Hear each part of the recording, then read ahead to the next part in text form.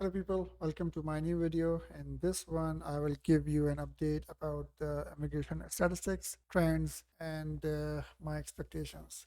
In this video, I will also dive a little bit more in the professions invited by Canadians recently. And this presentation is based on the data as of 14th of May, and today is 17th of May. So let's get into it. Just to have a quick overview of this presentation, I will be discussing the pool as of 9th of May. This is the latest data released by IRCC. So we'll be having a look at the number of candidates and their distribution by CRS score, followed by usual trend analysis that I do all the time. And then I will put some light about the knock codes invited recently. And then my expectations based on the news going forward. So the quick updates, first of all, there is a good news that Canadians are going to start inviting people in the FSW stream from July 2022. If you guys are following my previous videos, we saw that the trend shifted in favor of CEC candidates. Going onward from July, there are news that they will open the tap for these people. One other important thing is that Canadians have set a target of over 400,000 people to be invited into Canada this year, and the same number is planned for 2023 and 24. So in next 3 years, they plan to induct 1.2 million people. Historically, if we compare this to the past numbers, the maximum number invited was 2021, which was about 100,000 people.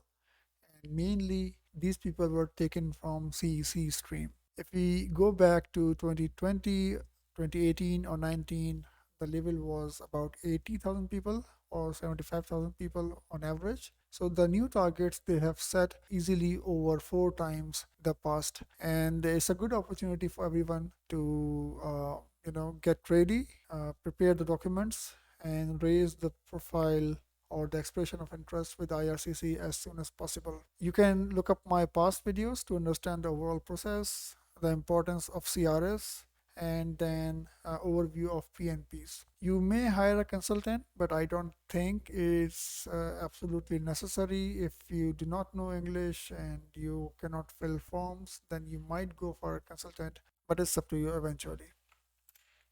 All right, so let's analyze the pool as of 9th of May. On the left hand side, we can see that we have a total of 200,000 people in the pool.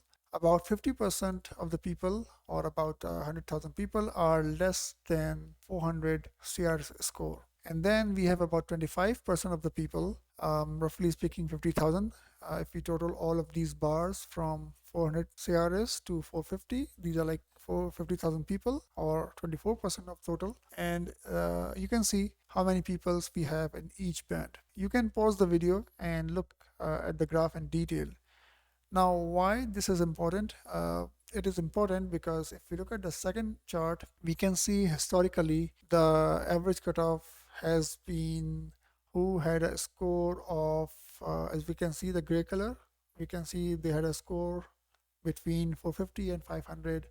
And then 60% of the people in the past, they had a score of 500 points. But as we go to 2017, 18, 19, and 20, we can see that the trend shifted and they started to invite people with lower scores, which we can see again is 450 to 500 points. Roughly, I know from the numbers, is about 470 to 475 points. Now, we see here they have only invited a couple of people. All of them had a score of 900 plus. But these are like PNP candidates where they get 600 points for the nomination alone. So if you minus 600, we are left with something like 300 plus minus points. So that's why I see a hope this year if we combine the total expected invitations, I mean the target set by them for this year, which is 400,000, And then if you look at the total number of candidates in the pool, it is half the total invitations, half the target, not the invitation, half the target set by Canadians this year. I believe going forward, the CRS score will drop. It is a very good time to raise your expression of interest. And I'm sure if you do not fall in a federal program due to low score, but I'm sure you will be invited via PNP. Technically speaking, as long as your score is above 400 points, you will eventually get PNP from larger provinces. But this time, I think it's going to be different, and everybody will get a chance for invitation. Now, my usual trend analysis, I have decided to combine them into one slide. So on one hand, we have age, and we can see that almost 90% of the people who immigrated or who were invited, they had a age of 19 years to 39 years. Old chaps like me, 40 plus, they were kind of very few chance of being invited. So don't delay, try to raise your EOI as soon as possible.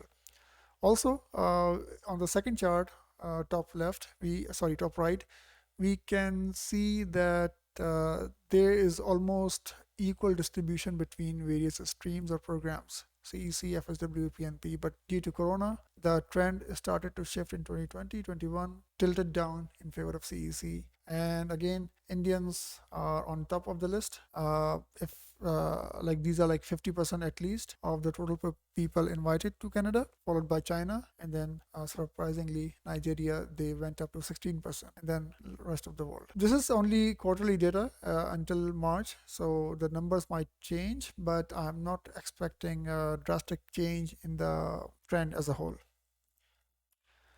All right, so now this is very important. I decided to put some more light on the professions invited. I found that we have about 7 professions who got the highest number of invitations. In 2021, we can see, you can pause the video and read this in detail, but if I just talk about this on higher level, we can see that they invited software engineers, information systems analysts, accounting guys, then accounting or finance guys, again, some business professions, right? To summarize, they invited either the computer guys or the accounting guys, and then to an extent, some business guys. Why analyzing the professions is important? For example, when you analyze this data, you get insights. For example, in my own case, I raised my profile as a zero code, so I had 0 1 1 1, right?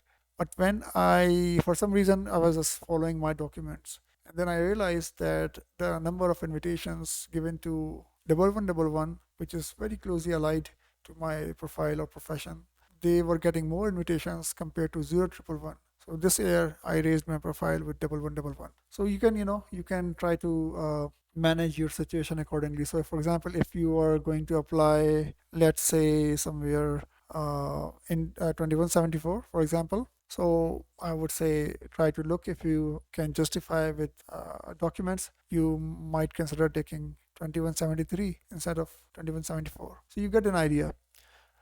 Based on these 2 years, these are the professions or knock codes which got the highest number of invitations. Now, when you talk about PNP, again, it's the same concept, same idea. You can pause the video here and study this slide. Quarter 1 is not complete, so I'll pass it quickly.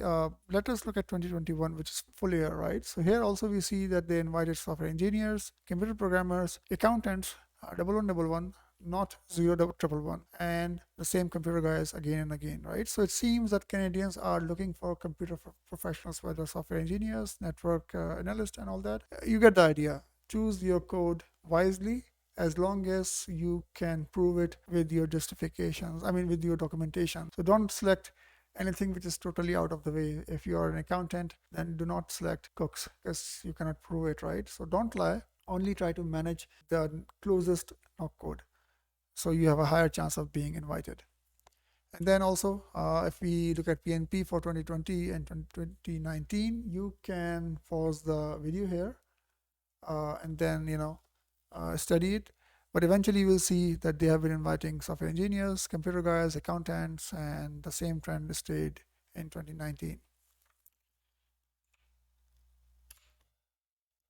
So lastly, What do I expect? The way I see the data on a high level, I see that the total target set for this year and next 2 years far outweighs the total number of people available in the pool. So based on that, it's simple demand and supply. Demand is less, sorry, the supply is less and the demand is higher, which means I foresee the cutoff scores will drop. Now, I do not have any official source to cite. It's just based on my brain farts after looking at the data and the news, of course. So it's a great opportunity for everyone to raise the expression of interest as soon as possible, get into the pool, and hopefully at least you will get a PNP. Again, I would like to repeat some general tips. Start early. As you can see, you can roll back in my video, pause it, and study the chart about the age. So you will see that people below 39 were invited. In my experience of studying the data in detail on Excel, which I do not share here, the optimal age, not the median, the optimal age is somewhere between 28 years of age to 34, max 35. This is the optimal age, in my opinion.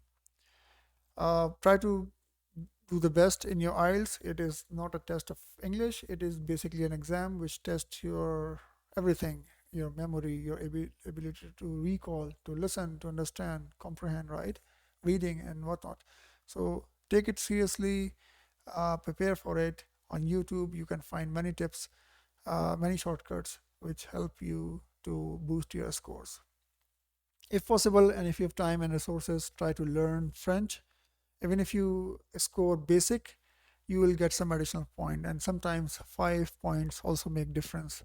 So if possible for you or your spouse, learn French. In the meantime, don't sit idle. If you have raised your EOI with a graduate's degree, try to go for a master's degree. And lastly, if you are married and you have maxed out every other option, education, score of English and whatnot. So, and your score is still low, you can choose to move without your spouse and call her later once you're inside Canada. If immigration doesn't happen, then it doesn't happen. Don't worry about it. It's not the end of life, and you should have a plan B or C even to get to make your life beautiful and joyful. And I think that's it. If you have any questions, do let me know. I hope you find this video useful. Please share it. Thanks a lot. Thanks for watching.